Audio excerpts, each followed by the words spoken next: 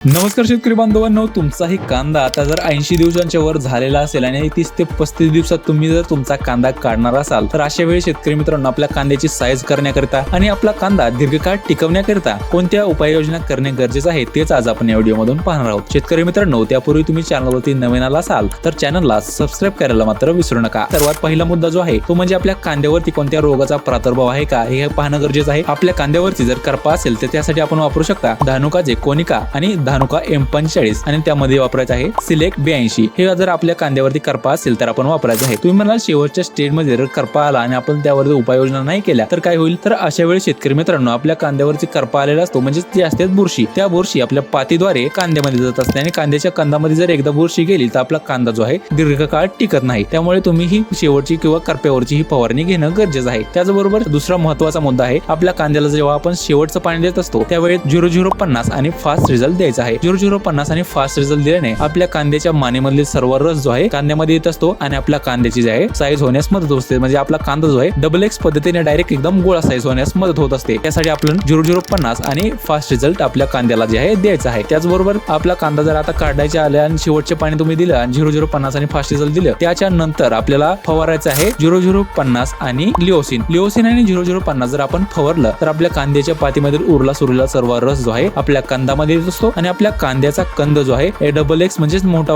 गोळा साईज होण्यास मदत होते। आपल्या कांद्याची परिणामी साईज होत असते। त्यामुळे 0050 हे फास्ट रिझल्ट हे ड्रिचिंग द्वारे शेवटच्या पाण्याला द्यायचे आहे। कांद्याची साईज होण्यासाठी 0050 आणि लिओसिन वापरायचं आहे, जेणेकरून आपल्या कांद्याची साईज जी आहे XX होईल आणि आपला कांदा जो आहे दीर्घकाळ टिकण्यास मदत होईल। दीर्घकाळ कसा टिकेल तर शेतकरी मित्रांनो 0050 मध्ये फक्त पोटॅश येत असतं आणि पोटॅश जे आपल्या कांद्यासाठी टिकण्यासाठी महत्त्वाचं असतं आणि आपल्या कांद्याला फुगवण्यासाठी फास्ट रिझल्ट एकदम बेस्ट आहे। फास्ट रिझल्टने आपला कांदा तो फुगतो आणि 0050 ने आपला कांदा टिकतो। त्यासाठी शेवटच्या पाण्याच्या वेळी 0050 आणि फास्ट रिझल्टची जोडी एकदम बेस्ट आहे। त्यामुळे शेतकरी मित्रांनो ही फवारणी आणि ह्या शेवटच्या उपाययोजना आपण करा आणि आपला कांदा जो आहे दीर्घकाळ टिकवा, जेणेकरून आपल्या कांद्याला जास्तीचा बाजारभाव मिळेल। अशीच माहितीपूर्ण व्हिडिओ पाहण्यासाठी हा व्हिडिओ इतर मित्रांनाही शेअर करा आणि आपल्या चॅनलला सबस्क्राईब करायला मात्र विसरू नका।